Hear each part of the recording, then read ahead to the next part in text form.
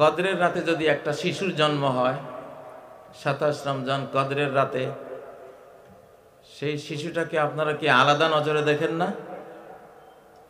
আলাদা একটা মর্যাদা না? যে রমজান মাসে জন্ম হয়েছে, তাও আবার শেষ দশকে, আবার শেষ দশকের 27তম রজনীতে, কত মর্যাদা এই শিশুটার, ঠিক না?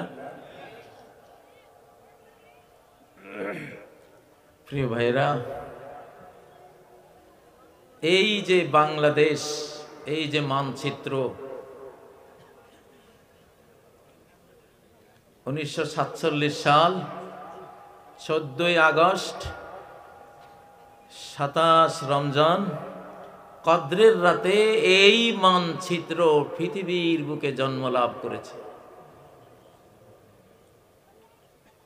লাইলাতুল কদরে ভারত ভেঙ্গে, তখন নাম ছিল পাকিস্তান, এখন নাম হলো বাংলাদেশ। এই মুসলিম মানচিত্রের জন্ম হয়েছিল ইংরেজ রেড ক্লিফ রেখা অনুসারে 1947 সালের 14ই আগস্ট 27শে রমাদান রাতে।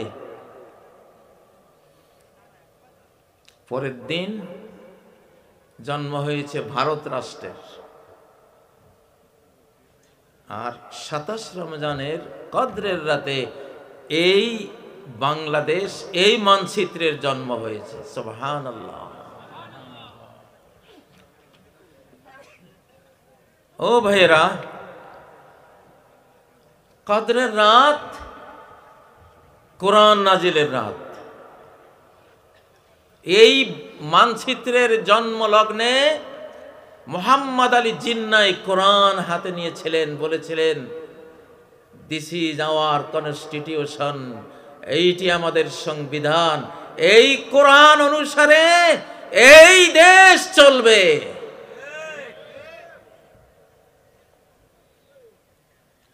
বিশ্ব ইতিহাসে 27 রমজান কদরের রাতে কোন রাষ্ট্রের আরো জন্ম হয়েছে কিনা আমি জানি না।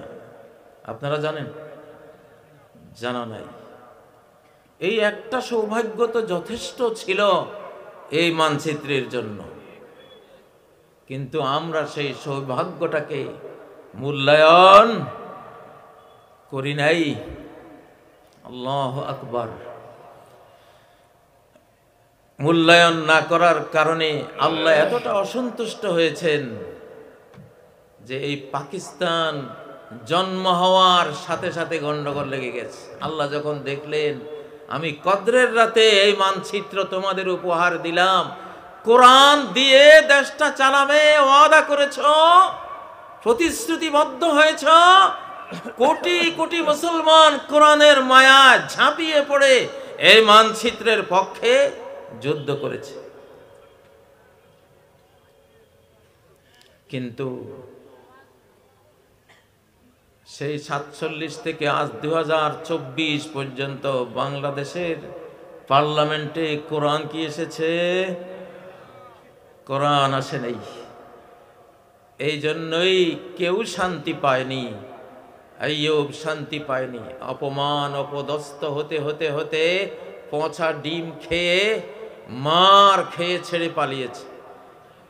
ইয়াহিয়া খান, ভুট্টো, তারা তো আরো পর্যদস্ত হয়ে পালিয়েছে, ভুট্টোর ফাঁসি হয়েছে। শেখ মুজিবুর রহমান সব পরিবারে দুনিয়া থেকে বিদায় হয়েছে। প্রেসিডেন্ট জিয়াউর রহমান অনেক ভালো কাজ করেছেন, আলিম সমাজকে প্রতিষ্ঠিত করেছেন, নারায়ে তাকবীর স্লোগান বন্ধ ছিল, তিনি এনেছেন, অনেক ভালো কাজ করেছেন। কিন্তু কোরআন পার্লামেন্টে তখনো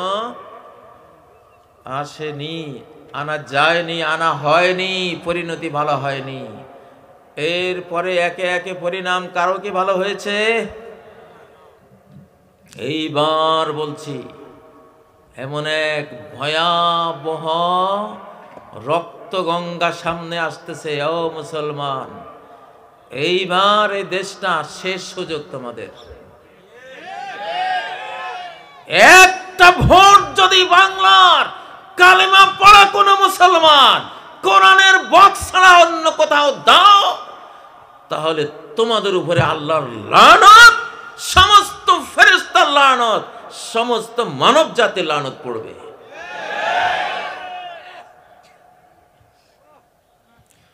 শাহরু রমাদান,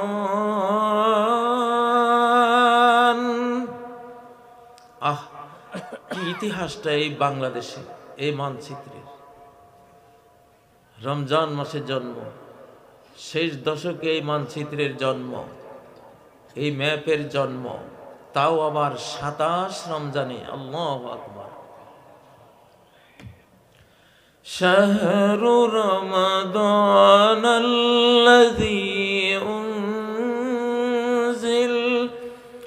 উনজিলা ফীহিল কুরআন।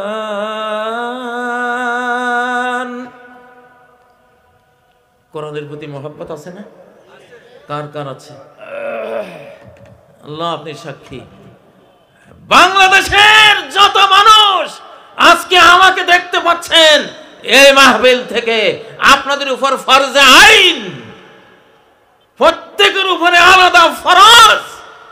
এই মানচিত্রকে যদি এইবার রক্ষা করতে চান, তাহলে যত দল আছেন, যত ইসলামী দল আছে, যত অনইসলামিক দল আছে, সবাই আলেম সমাজের সাথে ঐক্যবদ্ধ হয়ে কোরআনের পক্ষে ভোট দেয়া এবং নেয়ার জন্য এখন থেকে শপথ নিতে হবে। লিল্লাহি তাকবীর। তাকবীর জোয়ানটা নাই তাকবীর দেওয়ার।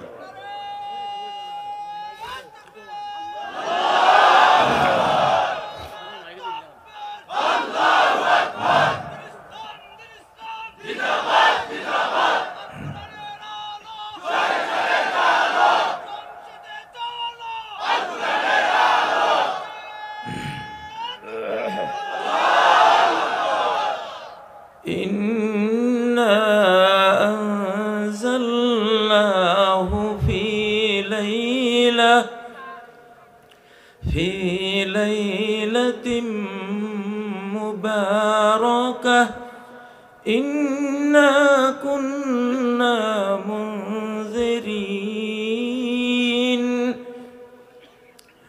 আমি এই কোরআনকে নাজিল করেছি এক বরকতময় রজনীতে। বরকতময় রজনী, এক রাতের ইবাদত করলে 83 বছর 4 মাসের ইবাদত হয়ে যায়, ঠিক নয় কি?